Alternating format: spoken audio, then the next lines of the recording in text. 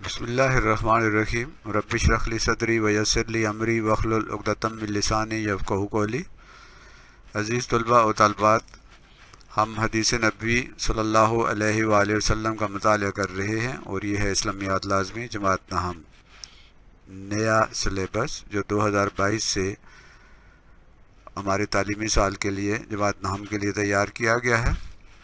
Punjab text book board اور curriculum wing Punjab نے اسے تیار کیا ہے، اور آج کی منتخب حدیث ہے حدیث نمبر 4، جس کا موضوع ہے رزق اور عمر میں وسعت، اور میں ہوں ڈاکٹر محمد نصیر کیانی، اور یہ ہے یوٹیوب چینل تعلیم منزل، جس کا مقصد آپ کے لیے معیاری اور مؤثر اسباق تیار کرنا، تاکہ آپ لوگ بہتر طریقے سے اپنی تعلیم کو جاری رکھ سکیں اور بہتر طریقے سے اپنے ان اسباق کو سمجھ سکیں۔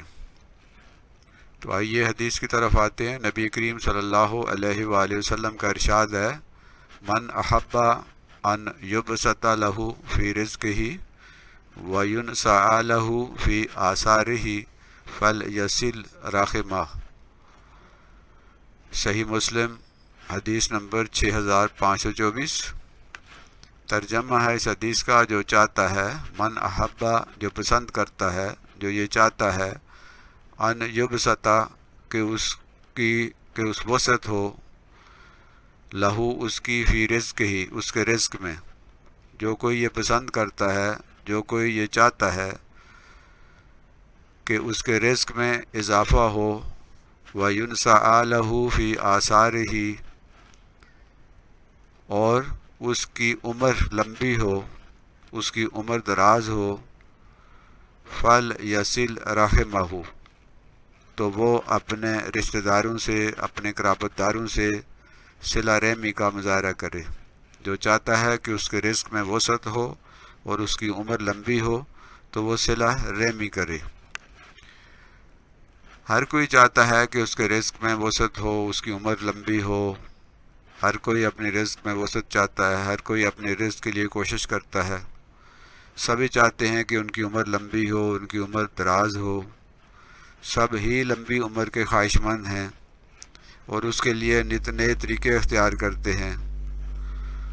کوئی مختلف قسم کی بیماریوں سے بچنے کے لیے مختلف ادویات کا استعمال کرتا ہے، ڈاکٹروں کو سے اپنا معائنہ کرواتا ہے، کوئی مختلف قسم کی ورزشیں کرتا ہے، مختلف حربے اور مختلف طریقے استعمال کیے جاتے ہیں اپنی عمر کو لمبا کرنے کے لیے۔ اسی طرح اپنا رزق جو ہے اس کو وسیع کرنے کے لیے، اپنا رزق زیادہ کرنے کے لیے محنت اور کوشش کی جاتی ہے، اور ہر جائز و ناجائز طریقہ اختیار کیا جاتا ہے، لیکن ہم دیکھتے ہیں کہ ماسوائے پریشانیوں کے کچھ حاصل نہیں ہوتا۔ لیکن اس حدیث میں نبی کریم صلی اللہ علیہ وآلہ وسلم ایک بالکل ہی اچھوتا اور منفرد طریقہ ہمیں بتاتے ہیں، جس سے ہمارے رزق میں بھی اور ہماری عمر میں بھی وسعت پیدا ہوتی ہے۔ اللہ کے رسول نے رزق کی وسعت اور عمر کی درازی کا جو طریقہ ارشاد فرمایا وہ بالکل منفرد اور اچھوتا ہے، اور مؤثر بھی ہے، منفرد بھی ہے، اچھوتا بھی ہے، اور قابل عمل بھی ہے۔ اس سے معاشرہ جو ہے اس کے اندر بھی بہتری آتی ہے، اور معاشرتی مسائل جو ہیں وہ بھی حل ہوتے ہیں۔ تو نبی صلی اللہ علیہ وسلم کے اس ارشاد کے مطابق آپ فرماتے ہیں کہ اگر تم رزق کی فراوانی اور وسعت چاہتے ہو، اگر تم چاہتے ہو کہ تمہارے رزق میں اضافہ ہو، اس میں وسعت ہو، تو کیا کرو؟ صلہ رحمی کرو، یعنی اپنے رشتہ داروں کو، اپنے قرابت داروں کو ان کی مدد کرو، ان کے ساتھ صلہ رحمی کرو، ان سے ہمدردی کرو، ان کا خیال رکھو۔ اگر تم لمبی عمر کی خواہش رکھتے ہو تو بھی صلہ رحمی کرو، یعنی اگر تم چاہتے ہو کہ تمہاری عمر لمبی ہو تو بھی تمہیں صلہ رحمی کا مظاہرہ کرنا ہے، یعنی اپنے رشتہ داروں اور اپنے قرابت داروں کا خیال رکھنا ہے، ان سے اپنے تعلقات قائم رکھنے ہیں، ان سے ہمدردی، خلوص، محبت اور ان کا خیال رکھنا ہے۔ صلہ رحمی سے مراد کیا ہے؟ صلہ کے معنی جوڑنے کے ہیں، ملانے کے ہیں، تعلق کے قائم کرنے کے ہیں۔ صلہ بدلے کو بھی کہتے ہیں، اور صلہ کے معنی جوڑنے کے بھی ہیں، ملانے کے بھی ہیں، اور تعلق جوڑنے کے بھی ہیں۔ اور رحم سے مراد رحمت ہے، مہربانی ہے، حسن سلوک ہے، شفقت ہے، ہمدردی ہے اور رعایت ہے۔ اور رحمی رشتے وہ رشتے کہلاتے ہیں جو ماں باپ کے ذریعے قائم ہوتے ہیں۔ ماں باپ کے ذریعے قائم ہونے والے رشتے رحمی رشتے کہلاتے ہیں۔ اور رحمان اور رحیم اللہ کی صفات ہیں۔ اللہ رحمان ہے، رحیم ہے۔ ہم جب بسم اللہ پڑھتے ہیں، بسم اللہ الرحمن الرحیم، الحمد للہ رب العالمین الرحمن الرحیم، تو رحمان اور رحیم اللہ کی صفات ہیں۔ اور اللہ چاہتا ہے کہ اس کے بندے بھی صلہ رحمی کریں، وہ بھی مہربانی کا سلوک کریں، وہ بھی ایک دوسرے کے ساتھ ہمدردی کریں، وہ بھی ایک دوسرے کے لیے رحمت کا باعث ہوں۔ اللہ بہت زیادہ اور مسلسل مہربانی کرنے والا ہے، اور وہ یہ چاہتا ہے کہ اس کے بندے بھی بندوں کے ساتھ مہربانی اور حسن سلوک کا مظاہرہ کریں۔ صلہ رحمی سے مراد اپنے رشتہ داروں کے ساتھ حسن سلوک کرنا، ان کے ساتھ مہربانی، شفقت اور اچھائی کا برتاؤ کرنا، ان کے ساتھ ہمدردی، ان کی بوقت ضرورت مدد اور رہنمائی، ان کے دکھ سکھ میں ان کا ساتھ دینا، ان کی غمی و خوشی میں شریک ہونا، ان کی مالی، اخلاقی اور معاشرتی مدد کرنا۔ یعنی اپنے قریبی رشتہ دار جو ہیں ان کے ساتھ حسن سلوک کرنا، ان سے مہربانی، شفقت اور محبت کا برتاؤ کرنا، ان سے اچھائی کا برتاؤ کرنا، ان سے ہمدردی کرنا، بوقت ضرورت ان کی مدد کرنا، اگر انہیں مالی مدد کی ضرورت ہے تو ان کی مالی مدد کرنا، اگر انہیں اخلاقی مدد کی ضرورت ہے تو ان کی اخلاقی مدد کرنا، ان کی غمی میں، ان کی خوشی میں شریک ہونا، ان کی مالی، اخلاقی اور معاشرتی مدد کرنا، اور ان کے ساتھ تعلقات قائم رکھنا۔ اس کا الٹ جو ہے وہ قطع رحمی ہے، یعنی اپنے تعلقات کو ختم کرنا، ناراض ہونا، بول چال بند کر دینا، یہ ہے قطع رحمی۔ تو صلہ رحمی کا حکم آیا ہے، یعنی اپنے رشتہ داروں کے ساتھ، اپنے بڑوں کے ساتھ، اپنے چھوٹوں کے ساتھ، اپنے قرابہ داروں کے ساتھ تعلقات کا قائم رکھنا، ان کے ساتھ حسن سلوک کرنا، ان کے ساتھ مہربانی اور شفقت اور اچھائی اور مہربانی اور رحمت کا برتاؤ کرنا۔ صلہ رحمی سے مراد اپنے رشتہ داروں کے ساتھ تعلقات اچھے رکھنا۔ صلہ رحمی سے مراد اپنے رشتہ داروں کے حقوق کا خیال رکھنا۔ صلہ رحمی سے مراد اپنے رشتہ داروں کے دکھ، درد اور تکلیف میں ان کا ساتھ دینا، ان کی مدد کرنا، ان کی حوصلہ افزائی کرنا۔ صلہ رحمی سے مراد اپنے رشتہ داروں میں سے چھوٹوں کا خیال رکھنا اور بڑوں کا احترام کرنا۔ صلہ رحمی سے مراد اپنے رشتہ داروں میں سے بیماروں کی بیمار پرسی کرنا، اگر غریب ہیں تو ان کی مالی مدد کرنا۔ صلہ رحمی سے مراد اپنے رشتہ داروں میں سے یتیموں، بیواؤں، محتاجوں، ضرورت مندوں اور غریبوں کو زکوٰۃ و صدقات میں اولیت دینا۔ یعنی جو زکوٰۃ و صدقات دے رہے ہیں، ہم جو غریبوں کی مدد کر رہے ہیں، اس میں سب سے پہلے اپنے قرابت داروں کا، اپنے رشتہ داروں کا خیال رکھنا ہے۔ سب سے پہلے زکوٰۃ و صدقات اپنے قریبی رشتہ داروں کو دینے ہیں، پھر اس کے بعد دوسروں کو زکوٰۃ و صدقات اور ان کی مالی مدد کرنی ہے۔ اپنے رشتہ داروں کی تعلیم و تربیت اور ان کی ضرورتوں کا خیال رکھنا، ان کے ساتھ تعلقات استوار کرنا، ان کے ساتھ تعلقات اچھے رکھنا، ان سے ناراضگی کا اظہار نہ کرنا، ان سے تعلقات نہ توڑنا۔ زکوٰۃ و صدقات کے مستحق سب سے زیادہ حقدار ہمارے قریبی رشتہ دار ہیں۔ جب ہم زکوٰۃ دیتے ہیں، صدقات دیتے ہیں، تو سب سے پہلے ہم یہ دیکھیں کہ ہمارے قریبی رشتہ داروں میں تو کوئی ایسا نہیں ہے جو زکوٰۃ و صدقات کا مستحق ہے۔ اگر قریبی رشتہ دار زکوٰۃ و صدقات کے مستحق ہیں تو یہ لازم ہے کہ پہلے ان کی مدد کی جائے۔ انگلش میں بھی کہتے ہیں چیریٹی بگنس ایٹ ہوم، یعنی سخاوت جو ہے وہ گھر سے شروع ہوتی ہے، یعنی سب سے پہلے اپنے، پھر اس کے بعد پرائے۔ فارسی میں بھی کہتے ہیں اول خیش بعد درویش، یعنی پہلے اپنے اور پھر پرائے۔ پہلے اپنے گھر والے، پہلے اپنے رشتہ دار، پہلے اپنے قرابت دار، ان کو پہلے ہم نے دینا ہے۔ یہ نہیں کہ وہ بھوکے مر رہے ہوں، انہیں وہ بھیک مانگ رہے ہوں، وہ دوسروں کے سامنے ہاتھ پھیلا رہے ہوں اور ہم دوسروں کی جا کے مدد کرنا شروع کر دیں۔ سب سے پہلے ہم نے اپنے رشتہ داروں کو اپنے قرابت داروں کو دیکھنا ہے. انہیں مدد کی ضرورت ہے کسی بھی قسم کی تو سب سے پہلے ان کی مدد کرنا ہے. رشتہ داروں میں شامل ہیں والدین اور ان کے بھائی بہن.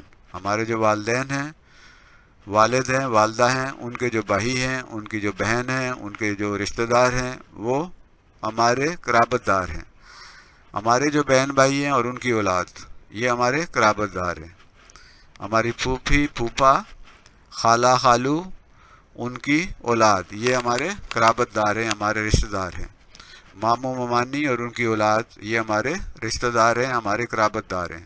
چچا چچی اور ان کی اولاد، یہ ہمارے رشتہ دار ہیں، ہمارے قرابت دار ہیں. دادا دادی ہمارے قرابت دار ہیں، ہمارے رشتہ دار ہیں. نانا نانی، ساس سسر، ان کی اولاد اور بھائی بہن جو ہیں، یہ سارے ہمارے قرابت دار ہیں. یہ ہمارے وہ قریبی سرکل ہے، یہ وہ رشتے ہیں جو ہمارے بہت قریب کے رشتے ہوتے ہیں. تو سب سے پہلے ان کے ساتھ اپنے تعلقات بہتر کرنے ہیں. سب سے پہلے ان کے ساتھ ہمدردی، خلوص اور محبت کا رشتہ قائم کرنا ہے. سب سے پہلے ان کا خیال رکھنا ہے. سب سے پہلے ان کی مدد کرنی ہے. مالی مدد کی ضرورت ہے، اخلاقی مدد کی ضرورت ہے، قانونی مدد کی ضرورت ہے، تعلیم و تربیت میں مدد کی ضرورت ہے. سب سے پہلے ان کی مدد کرنی ہے. اور پھر اس کے بعد اگر مال بچ جاتا ہے، پھر اس کے بعد والے لوگ جو ہیں وہ ان کی باری تب آتی ہے. ہم بعض اوقات دور دراز کے لوگوں کو، مانگنے والوں کو، جن کو ہم جانتے نہیں ہوتے، ان کی مدد کرتے ہیں. اور ہمارے بہت قریبی رشتہ دار سفید پوش ہوتے ہیں جو مانگتے نہیں ہیں اور انہیں مدد کی ضرورت ہوتی ہے، ہم ان کی مدد نہیں کرتے. تو اس حدیث کے مطابق سب سے پہلے ہم نے اپنے قرابت داروں کا خیال رکھنا ہے. سب سے پہلے اپنے قرابت داروں سے تعلقات بہتر کرنے ہیں. سب سے پہلے اپنے رشتہ داروں سے تعلقات جو ہیں وہ اچھے کرنے ہیں، ناراضگیاں دور کرنی ہیں، اور ان کے ساتھ قطع تعلق نہیں کرنا، ان کے ساتھ قطع رحمی نہیں کرنا. تو رشتہ داروں میں یہ سب لوگ شامل ہیں. اور اس حدیث کے مطابق اگر عمر زیادہ چاہیے اور اگر رزق زیادہ چاہیے تو ان رشتہ داروں کے ساتھ صلہ رحمی کا سلوک کرنا ہے. ان لوگوں کے ساتھ اچھے تعلقات جو ہیں استوار کرنے ہیں. صلہ رحمی اسلام کے بنیادی اصولوں میں سے ہے. یعنی اسلام کے جو بنیادی اصول ہیں، جو بیسک پرنسپلز ہیں، ان میں صلہ رحمی شامل ہے. یہ بہت ضروری اور انتہائی اہم اصول ہے. نبی کریم صلی اللہ علیہ وسلم کی ایک اور حدیث ہے جس کا مفہوم یہ ہے کہ مجھے رشتوں کو جوڑنے اور بتوں کو توڑنے کے لیے بھیجا گیا ہے. نبی کریم صلی اللہ علیہ وسلم نے فرمایا مجھے رشتوں کو جوڑنے اور بتوں کو توڑنے کے لیے بھیجا گیا ہے. اور آپ صلی اللہ علیہ وسلم سے ایک شخص نے پوچھا جنت میں داخل ہونے کے لیے کون سا عمل کرنا چاہیے. ایک شخص نے نبی اکرم صلی اللہ علیہ وسلم سے جنت میں داخل ہونے کے لیے عمل پوچھا. تو آپ صلی اللہ علیہ وسلم نے فرمایا اللہ کی عبادت کرو، اس کے ساتھ کسی کو شریک نہ ٹھہراؤ، نماز قائم کرو، زکوٰۃ دو، اور رشتہ داروں کے ساتھ حسن سلوک کرو. یعنی رشتہ داروں کے ساتھ حسن سلوک، رشتہ داروں کے ساتھ صلہ رحمی جنت میں داخلے کا سبب ہے. قرابت داروں میں سے غریبوں، یتیموں، بیواؤں، ناداروں، مساکین اور محتاجوں کا خیال رکھنا چاہیے. ان کی ضروریات پوری کرنا، ان کی مدد کرنا، ان کے ساتھ ہمدردی کرنا اور مہربانی کا برتاؤ کرنا، یہ صلہ رحمی ہے.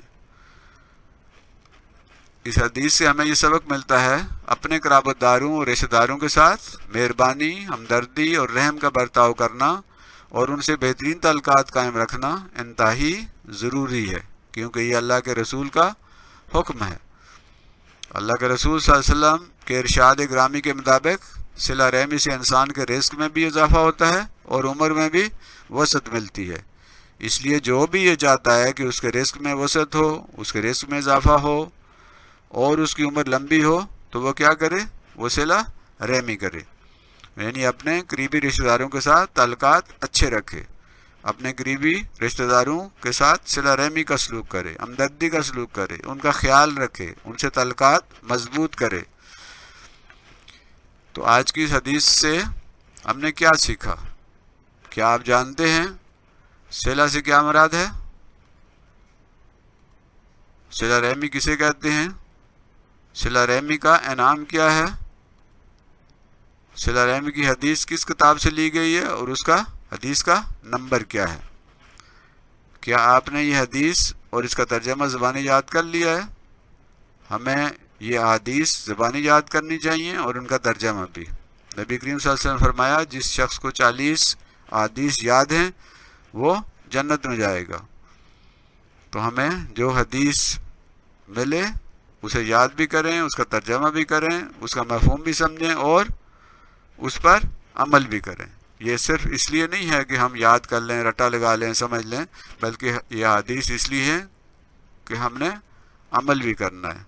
آئیے عہد کریں کہ ہم اپنے قریبی رشتہ داروں اور قرابت داروں سے صلہ رحمی کا مظاہرہ کریں گے، ہم ان سے اپنے تعلقات نہیں توڑیں گے اور ہم ان کا ہر لحاظ سے خیال رکھیں گے، خاص طور پہ وہ جو غریب ہیں، محتاج ہیں، یتیم ہیں، جو بیوائیں ہیں، جو ہماری ہمدردی کے مستحق ہیں، ان کا ہم نے خیال رکھنا ہے، ان سے اپنے تعلقات مضبوط کرنے ہیں۔ ان کو اس لیے نہیں چھوڑ دینا کہ وہ غریب ہیں، ان کو اس لیے نہیں چھوڑ دینا کہ وہ ہمارے سٹیٹس کے نہیں ہیں۔ ہمارے قریبی رشتہ دار ہمارے لیے بہت اہم ہیں، اور اس حدیث کے مطابق اگر ہم ان کا خیال رکھیں گے، اگر ہم اپنے قرابت داروں کے ساتھ تعلقات مضبوط کریں گے تو ہماری عمر بھی وسیع ہوگی، ہماری عمر بھی بڑھ جائے گی اور ہمارا رزق جو ہے اس میں بھی اللہ اضافہ فرمائیں گے۔ اللہ تعالی ہمیں عمل کی توفیق عطا فرمائے۔ یہ ہے یوٹیوب چینل تعلیم منزل، جس کا مقصد بہترین تعلیم دینا اور اچھے اور معیاری اسباق تیار کر کے آپ کے لیے پیش کرنا۔ اس یوٹیوب چینل کو سبسکرائب بھی کیجئے، اسے لائک بھی کیجئے، اسے دوسروں کے ساتھ شیئر بھی کیجئے۔ آپ کا ایک بار پھر شکریہ۔